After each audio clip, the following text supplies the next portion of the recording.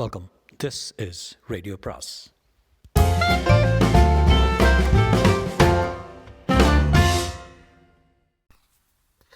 அனைவருக்கும் அன்பு வணக்கம். மீண்டும் சுஜாதாவின் மற்றொரு சிறுகதை. சிறுகதையின் பேர் யயாதி. யயாதி. ரொம்ப நேரம் மணிப்பொத்தானை அழுத்தியதும் தான் கதவு திறந்தது. உடன் முழுவதும் சந்தேகத்துடன் ஒரு ஆசாமி கதவை அடைத்து கொண்டு நின்றான். உங்களுக்கு யார் வேணும் என்றான். டாக்டர் அவர்களை பார்க்க வேண்டும் என்றார் ஆத்மா. முன்பே சொல்லியிருக்கீங்களா? ஆம். பேர ஆத்மா. ஒரு நிமிஷம். கதவு மூடிக்கொண்டது. ஆத்மா தன் கைகளை உரைத்து சூடாக்கி கொண்டிருந்தார். சந்தடி இல்லாத தனியான இடத்தில் வீடு. இங்கிருந்து நாகரிகத்துக்கு 20 மைல் இருக்கும். பழங்காலத்து வீடு. சற்று வயதான கட்டடம்.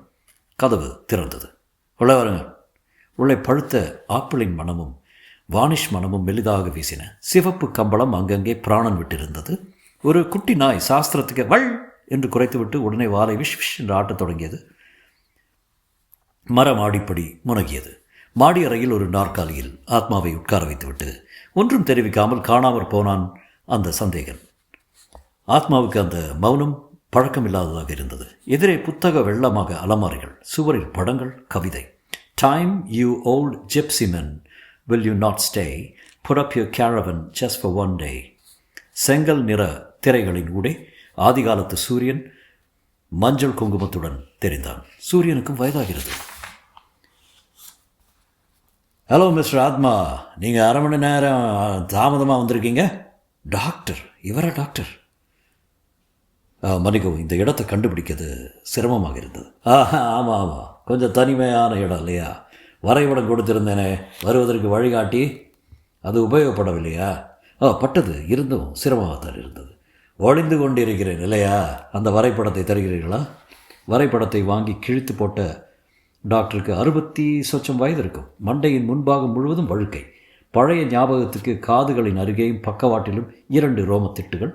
கண்ணாடி மூக்கின் நுனிக்கு சரிந்திருந்தது. பற்கள் பழுதாகி இருந்தன. தமக்கு ஒவ்வாத பெரிய கோட்டு அணிந்திருந்தார். எதிரே சென்று அந்த திரையை தளர்த்தி சூரிய வெளிச்சத்தை மறைத்துவிட்டு ஆத்மாவின் அருகில் வந்து உட்கார்ந்தார். சொல்லுங்க என்றார். உங்களை பற்றி ஒரு நண்பர் மூலம் கேள்விப்பட்டேன். முதல்ல நம்பவில்லை. அதெல்லாம் நடக்குமா என்ன? உங்கள் நண்பர் என்ன சொன்னார்? அவர் மற்றொருவரிடம் கேள்விப்பட்டதாக சொன்னார். நண்பருக்கு நேர் அனுபவம் இல்லை என்று தெரிந்தது. எல்லாமே வினோதமாகப்பட்டது எனக்கு. நேராக பலன் கண்டவர்களை இதுவரையில் நான் சந்திக்கவில்லை. ஆனால் அவ்வப்போது உங்கள் பெயர் எங்கள் வட்டாரத்தில் அடிபடுகிறது. அப்புறம் இந்த வினோதமான விளம்பரத்தை பார்த்தேன். அது நீங்கள் தரும் விளம்பரம்தான் என்பதே மறைமுகமாகத்தான் தெரிந்தது. மனத்தில் நீண்ட நாட்களாக ஆசைப்பட்டது நிறைவேற வேண்டுமா? 6:30 7:30 கீழ்கண்ட எண்ணுக்கு டெலிஃபோன் செய்யலாம். நிறைய பேர் டெலிஃபோன் செய்திருப்பாங்களே. 60-70 பேர் தினம். அவர்கள் 3 பேரை தான் இதுவரை தேர்ந்தெடுத்திருக்கிறேன். நீங்கள் ஒருவர். ஏன் இந்த மறைமுகம்? அரசாங்க பயம். மேலும் என் சிகிச்சை பணம் உள்ளவர்கள் மட்டுமே பெறக்கூடிய சிகிச்சை. பணம் நிறைய கேட்பீர்களா? கொஞ்சம் அதிகம் என்று சொல்லலாம். அது சிகிச்சையை பொறுத்ததே. வேலை செய்யுமா? செய்யும். கெடுதல் ஏதாவது நேருமா? கிடையாது. உத்தரவாதமான சிகிச்சை. மிஸ்டர் ஆத்மா, இன்றைய அரசியல் சூழ்நிலையில் என் போன்ற மேதைகளுக்கு இடமில்லை. என் லைசன்ஸை பிடுங்கி கொண்டு விட்டது இந்த அரசாங்கம். என்னை கைது செய்ய காத்திருக்கிறாங்க.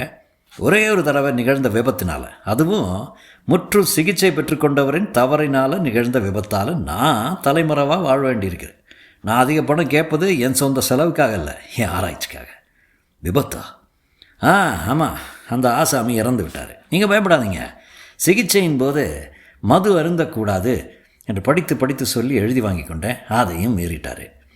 உட்கொண்ட மது என் மருந்துடன் நிகழ்த்திய ரசாயன போராட்டத்தில் அவர் விழுந்து விட்டார். அந்த மருந்தை எப்போதோ வீசி எறிந்து விட்டேன். அது வேறு விஷயம். ஆத்மாத்தம் பார்வை சொரிந்து கொண்டார். சிந்தனை பேதலிக்கும் போது அவர் எப்படி செய்வார்? உங்கள் வயது? 60 என்றார் ஆத்மா. 60க்கு அதிக தளர்ச்சி. கொஞ்சம் இருங்க. டாக்டர் பலவித சாதனங்களை கொண்டு வந்து ஆத்மாவின் இரத்த அழுத்தம், சிறுநீர், இதய துடிப்பு, கண்கள், உணர்ச்சி நரம்புகளின் இயக்கம் எல்லாவற்றையும் நிதானமாக பார்த்தார். இரத்த அழுத்தம் வயதுக்கு அதிகம். கிட்னி கொஞ்சம் பாதிக்கப்பட்டிருக்கிறது. இதயத்தில் கொஞ்சம் மர்மர் கேட்கிறது. இன்னும் 4 வருஷங்கள் தள்ளும். ஆத்மா திடுக்கிட்டார். மறுபடியும் மார்பை சொரிந்து கொண்டார். சிகிச்சை எடுத்துக்கொண்டால்? சொல்கிறேன். உங்களுக்கு எத்தனை வயசு வேண்டும்? புரியல. உங்கள் வாழ்வில் நீங்கள் எந்த வயதில் ஒரு உன்னத நிலையில் இருந்தீங்க? யோசிச்சு சொல்லுங்கள். எல்லா விதத்திலும், உடலில், உள்ளத்தில். ஆத்மா யோசித்தார். 8 வயது. டைஃபாய்டு காய்ச்சலில் படுத்திருந்தேன். 12. ஒல்லியாக இருந்தேன். 18 வயது. கல்லூரியில் கடைசி பெஞ்சில் உட்கார்ந்திருந்தேன். 20. முதல் வேளையில் ராப்பகலாக கண் விழித்திருந்தேன். 30. கல்யாணம் செய்து கொண்டு விட்டேன். 25 தான். அளவான புத்தகங்கள் படித்திருக்கிறேன். கார் ஒன்று வாங்கியிருந்தேன். போதுமான பணம் இருந்தது. நித்யா என்ற அந்த பெண்ணை சந்தித்திருந்தேன். 2-3 கவிதைகள் எழுதியிருந்தேன். வெளிநாடு சென்றேன். விதவிதமான அனுபவ ஆரம்பங்களை தொட்டேன். 25 என்றார் ஆத்மா. நல்ல தேர்வே. அப்படி என்றால் என்னை 25 வயதுக்கு மாற்றிவிட முடியுமா உங்களால்? என்றால் ஏன் முடியாது என்று கையை சுடுக்கி, முடியும், நிச்சயம் முடியும் என்றார். நம்ப முடியல. நீங்கள் மருந்து சாப்பிட்டு விட்டு பணம் கொடுங்க, உத்தரவாதம் போதுமா? நான் பணத்துக்கு சொல்லலை. எனக்கு இந்த தந்திர சிகிச்சை தான் புரியல. தந்திரம் இல்லை, இது கலப்படம் இல்லாத விஞ்ஞானம். உங்கள் மெட்டபாலிசத்தை, மியூட்டேஷனையும் தலைகீழாக கவிழ்த்து விடுகிறதே மருந்து. உங்களுக்கு கெமிஸ்ட்ரி வருமா? வராது. சரி, உங்களுக்கு எப்படி புரிய வைப்பது? ஒரு நிமிஷம். கீழே வரும்போது ஒரு நாயை பார்த்தீங்களா இல்லையா? ஆமாம். அந்த ஃபோட்டோவை பாருங்கள். எதிரே மாட்டியிருந்த ஃபோட்டோக்கள் ஒன்றில் டாக்டர் அவர்கள் சிரித்து கொண்டிருக்க, அருகில் ஆளுயர கோம்பை நாய் ஒன்று நாக்கை தொங்க போட்டு நின்று கொண்டிருந்தது. அதுதான் கீழே பார்த்த நாய் என்றார் டாக்டர். நான் பார்த்தது குட்டி நாய் அல்லவா? 2 வேளை மருந்து செய்த வேலை என்று கண் சுமிட்டினார் டாக்டர். ஆத்மா அந்த வயதான டாக்டரை பார்த்தார். யார் இவர்?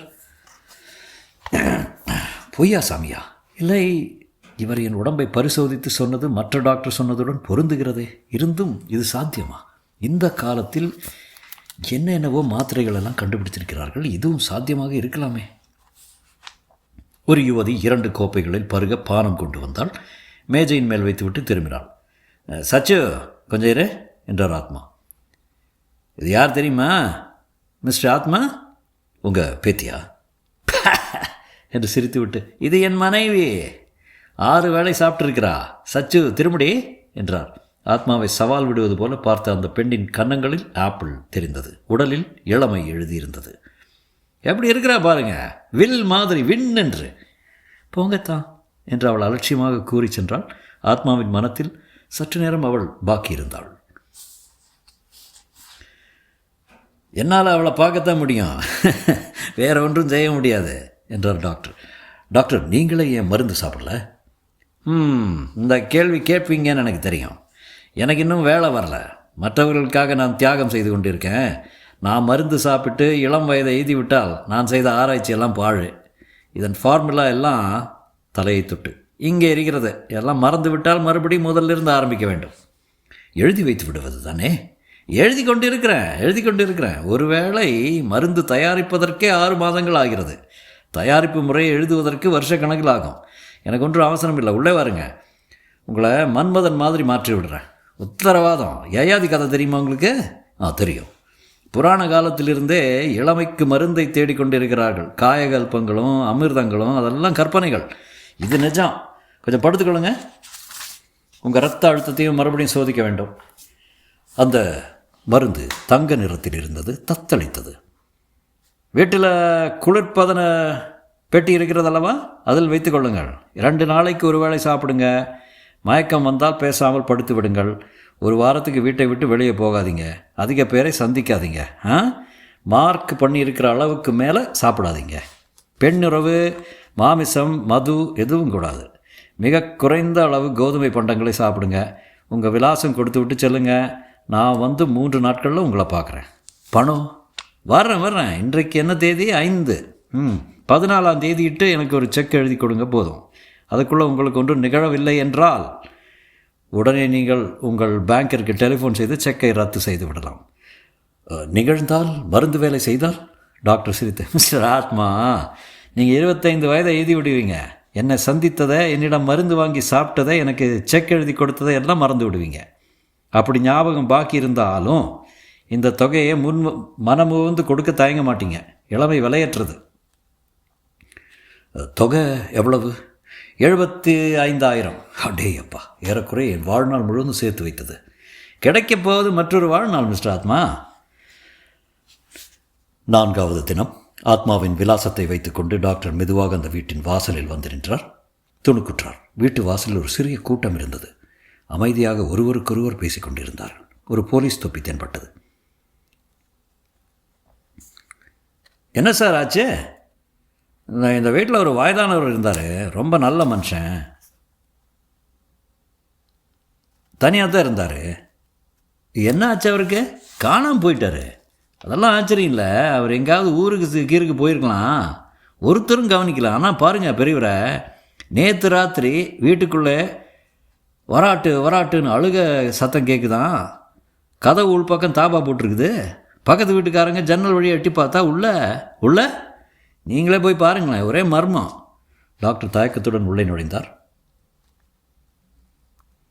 யாரையா நீ என்றார் ஒரு போலீஸ்காரர். இந்த வீட்டுக்காரருக்கு தெரிந்தவன். எங்கே அவருன்னு தெரிஞ்சால் நாங்கள் எங்கே இருக்கோம்? இந்த குழந்தை யாருதுன்னு வேற தெரியல. டாக்டரின் கண்கள் அலைந்தன. அந்த மருந்து சீசா அலமாரியில் இருந்தது. அது காலியாக இருந்தது. அட பாவி, 2 நாளைக்கு ஒரு வேளை சாப்பிட சொன்னால் 1 நாளைக்கு 2 வேளை சாப்பிட்ருக்கான். கட்டிலை பார்த்தார். பெரிய பனியன் அணிந்து கொண்டு சமீபத்திய கண்ணீருடன் படுக்கையில் உட்கார்ந்திருந்த அந்த 1 வயது குழந்தை டாக்டரை பார்த்து மோகனமாக சிரித்தது. மற்றும்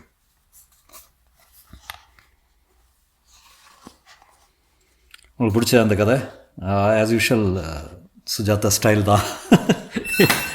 என்ன எழுதினாலும் it's always fascinating how he writes. எனக்கு பிடிச்ச ஒரு லைன் என்ன தெரியுமா? So when his wife was talked about, போங்கத்தான் என்று அவள் அலட்சியமாக கூறி சென்றாள். ஆத்மாவின் மனத்தில் சற்று நேரம் அவள் பாக்கி இருந்தாள். என்ன அருமையாக எழுதியிருந்தார். That's beautiful line. ஆத்மாவின் மனத்தில் சற்று நேரம் அவள் பாக்கி இருந்தாள். Perfect line. Anyway, I enjoyed it. உங்களுக்கு பிடிச்சதான்னு தெரில. மீண்டும் சந்திக்கும் வரை வணக்கம் கூறி விடைபெறுகிறேன்.